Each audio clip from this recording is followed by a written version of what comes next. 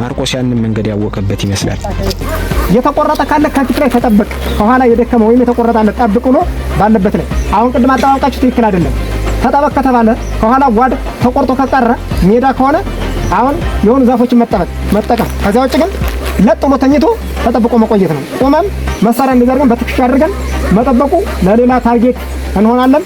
የሆነ ሜዳማ ቦታ ስነ ተጠበቅ ከተባለ ሰራን ቁጭ ታረግና ተንበርብለ ቁጭ ለመጠበቅ ነው። በደረት ተኝተ ማለት ነው። ሜዳ ቦታ ከሆነ ጫካ ቦታ ከሆነ ወደ ጫካው ጠጋ ብለህ ጓድ የተቆረጠው እስከሚመጣ ድረስ በዚያ ልክ ተጠግተህ ማሳለፍ ነው።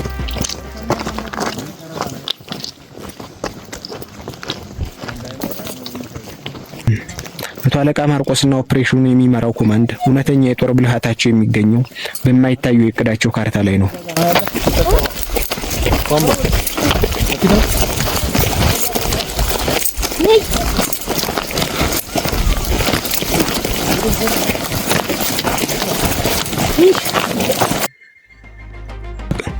ለድል የሚያበቃቸውን እቅድ ዘርግተዋል።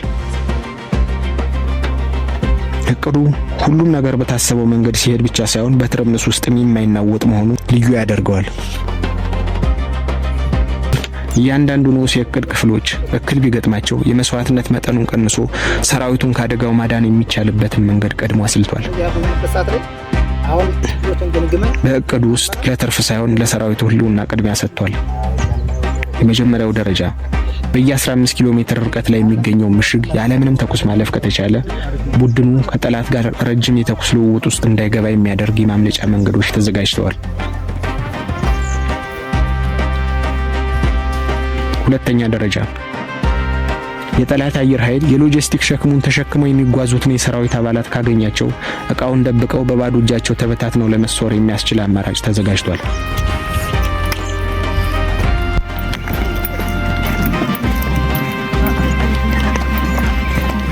ይሄ ኪሳራ ሂሳብ በወረቀት ላይ ቀዝቃዛ ቢመስልም በጦር ሜዳ ላይ ግን እያንዳንዷ የወረቀት ላይ ልኬት የብዙ ወጣቶችን ደም ከመፍሰስ ይታደጋል።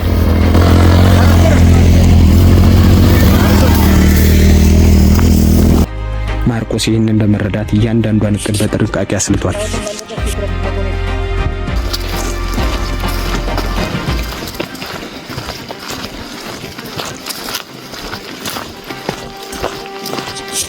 እነኚህ ሁሉ ነገሮች ግን ከጠላት እቅድና አቅም አንጻር በጦር ስትራቴጂ ሚዛን ሲለኩ በእጅጉ ቀለው የሚገኙ ናቸው።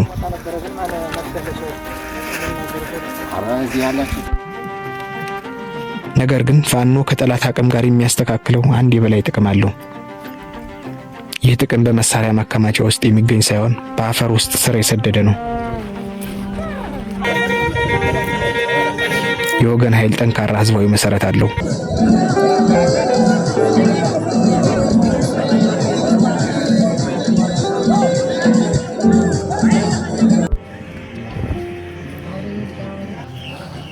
ፋኖቹ በባዕድ መሬት ላይ የሚዘምቱ ወራሪዎች አይደሉም። ተኙ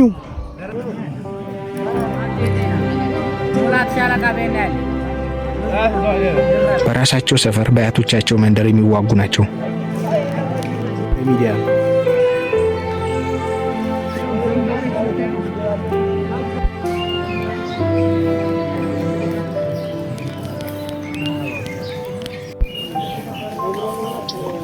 በዚህ ኦፕሬሽን ውስጥ ህዝብ በመረጃና በእርጥብ ሬሽን አቅርቦት የማይተካውን ሚና እየተጫወተ ነው።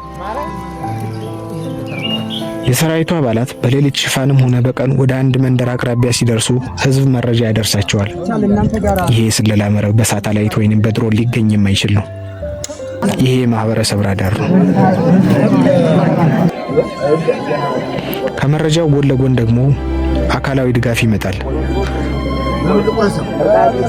በየሄደበት ያወጣውን ጉልበት ለመተካት እንዲያስችለው ያለው ሰንጋና ሙክቱን የሌለው ደረቅ እንጀራውን ይቀልበዋል።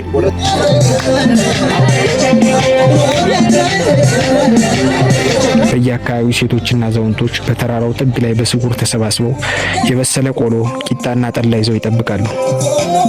በጦር ቋንቋ እርጥብ ሬሽን ይባላል።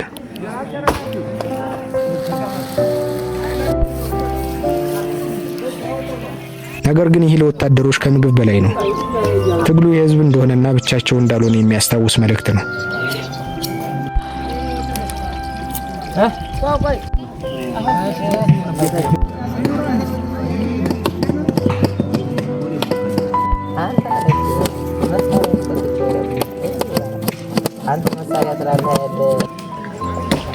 ህዝብ ለሰራዊቱ ምግብና መረጃ ይሰጣል፣ ሰራዊቱ ደግሞ ለህዝቡ ተስፋና ጥበቃ ይሰጣል። በፋኖ ትግል ውስጥ አንዱ ያለ አንዱ ሊኖር አይችልም። ይሄ በፋኖና በህዝብ መሀል ያለ የዘመናት ቃል ኪዳን ነው። ከአርበኞች ዘመን ጀምሮ የነበረ የማይበጠስ ትስስር። ይህንን ትስስር የትኛውም የተራቀቀ ወታደራዊ መሳሪያ ሊቆርጠው አይችልም።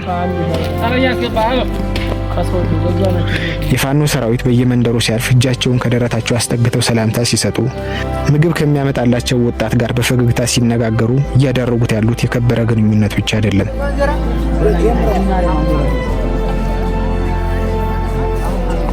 መደጋገፍን እያጠነከሩ ነው። በጎጃም ሸለቆዎች ላይ የሚንጠባጠበው ላም የቃል ኪዳን ማህተም አለበት። ያ ቃል ኪዳን እስካልተበጠሰ ድረስ ይህ ታላቅ የሎጂስቲክስ ስርጭት ኦፕሬሽን የማይበገር ይሆናል። ይህንን እውነታ የጠላት ጄኔራሎች ሊረዱት አይችሉም።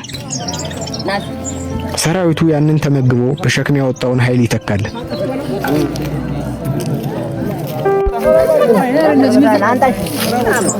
የቀረበለት ሬሽን በጡንቻው ውስጥ ወደ አዲስ ጉልበት ይለወጣል። ተራራና ሸለቆዎችን በመለካት የዛለው ሰውነቱን ያድሳል።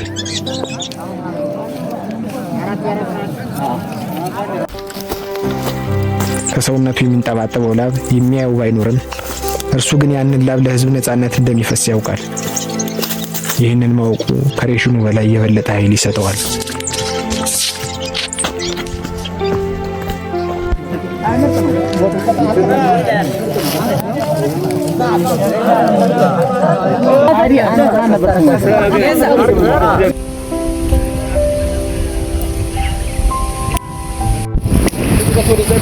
አይሄድም እና ቤት ተፈጥሮ ይደፍ እህል የለው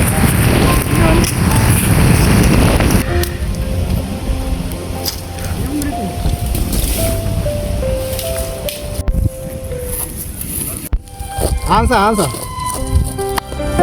ሰላም ማናሰው ቻሉ በዘና ማደር በዛሬ ነው ነው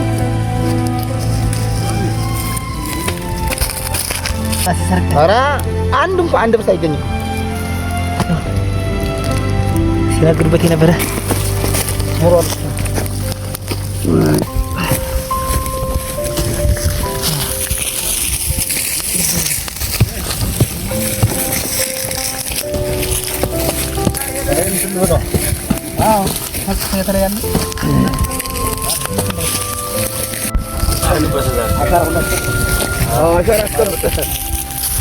ትልቅ ማስታወሻ ነው።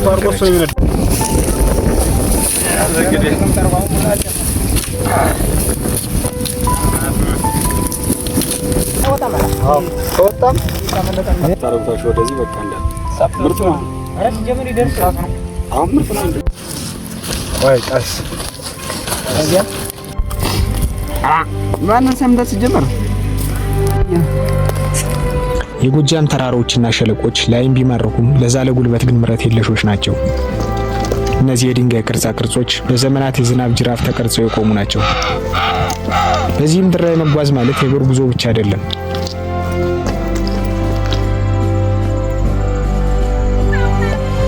ከስበት ኃይልና ከገደል አፋፍ ጋር የሚደረግ ትግልም እንጂ።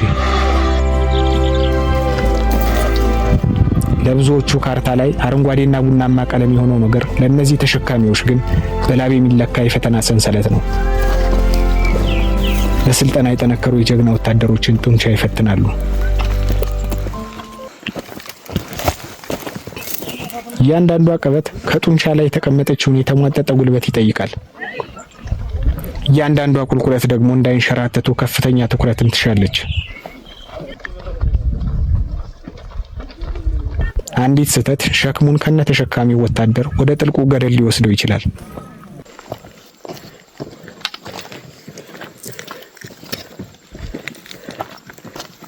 መንገድ የሚባሉት በእግረኛና በእንስሳት ዱካ የተጠረጉ ጠባብ ኮሪደሮች ናቸው።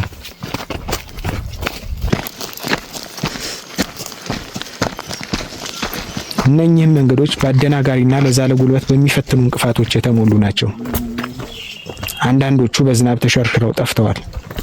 አንዳንዶቹም በተንኮለኛ ሾክ ተሞልተዋል።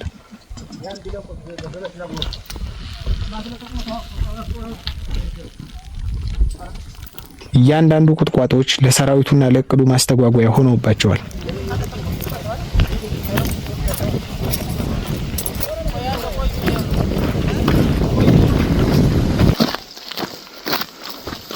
ካርታዎቹ ሐሰተኛ ይሆናሉ። የሚያሳዩት ከዓመታት በፊት የነበረውን የመሬት አቀማመጥ ነው። ከጊዜያት በፊት የነበረውን ድልድይ ያሳያሉ። ነገር ግን እዚያ ላይ የሚገኘው ገደል ብቻ ይሆናል። የጉዞ መመሪያዎች ከወራት በፊት በሄዱ መንገደኞች ትዝታ ውስጥ ብቻ የተቀመጡ እምብዛም የማይታመኑ ጥቆማዎች ናቸው።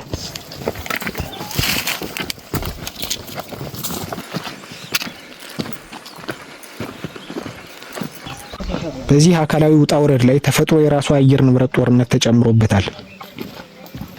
የጎጃም ሰማይ ሁለት ፊት አለው። በሰዓታት የእግር ጉዞ ውስጥ አናት ከሚበሳ የፀሐይ ሙቀት ወደ አጥንትን ሰንጥቆ ወደሚገባ ቅዝቃዜ ይሸጋገራል።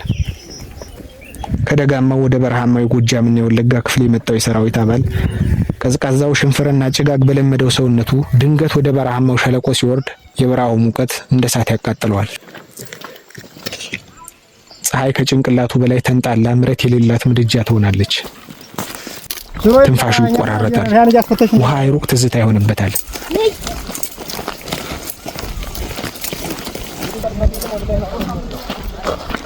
ምራቅ ባፉ ውስጥ ደርቆ ከንፈሮቹን እንደ ሙጫ አጣብቆ ይይዝበታል።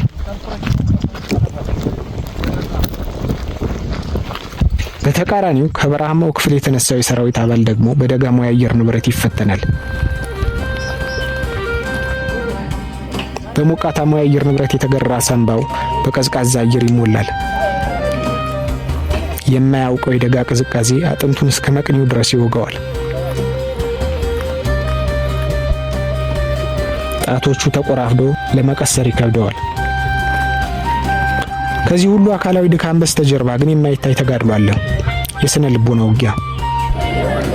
የጠላት ስውር እቅዶችን ለመገመት መሞከር የሰራዊቱን ስነ ልቦና ለከፍተኛ ጉዳት ያጋልጠዋል። ጸጥታ ለሰራዊቱ የማብሰልሰያ ጊዜን ስለሚፈጥር የገዛ ዝምታው ጠላት ይሆንበታል።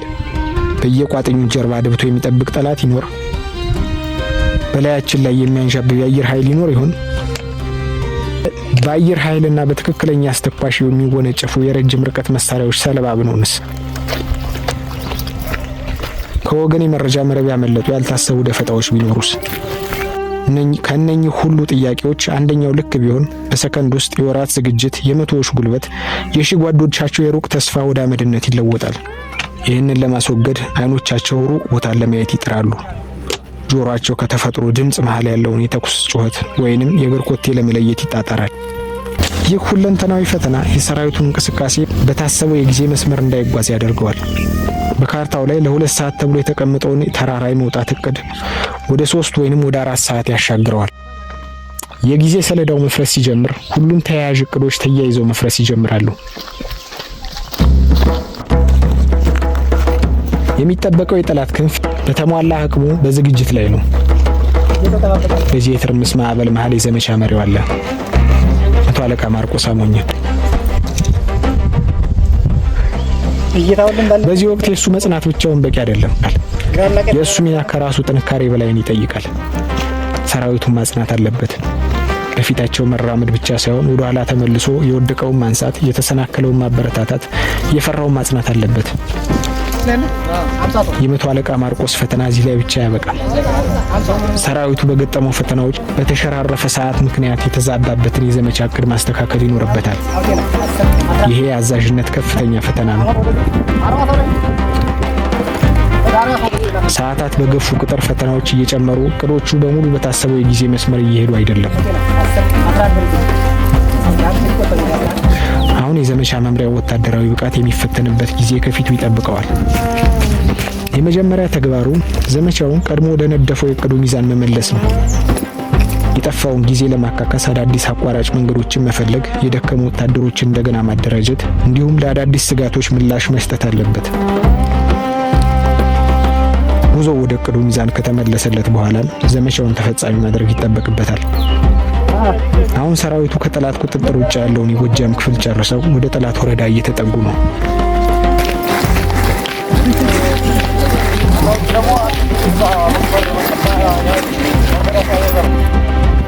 ጠላት በቀደደው እቅድ መሰረት ቦታውን ይዟል።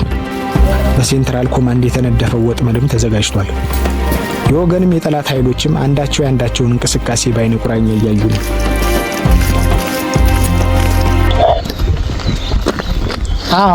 ብሬኑ አንድ ነው። ሁለት ብሬን እና አንድ ስናይፐር አጠቃላይ 36 ጠቅላላ ሰው ኃይል 36። እሺ ተቀብያለሁ።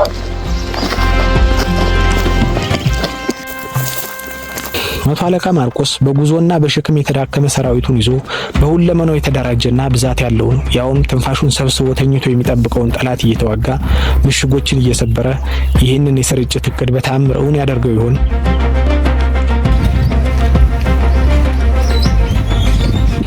የጎጃም ኮረብታዎች የታሪክ ምስክር ይሆናሉ። እናንተም ይህንን ዶክመንተሪ የምታዩ ሰዎች ይህንን ታላቅ የደም ቁማር ታዩ ዘንድ ተጋብዛችኋል። ሎጂስቲኩን ማን ይበለዋል? አብረን እንከታተል።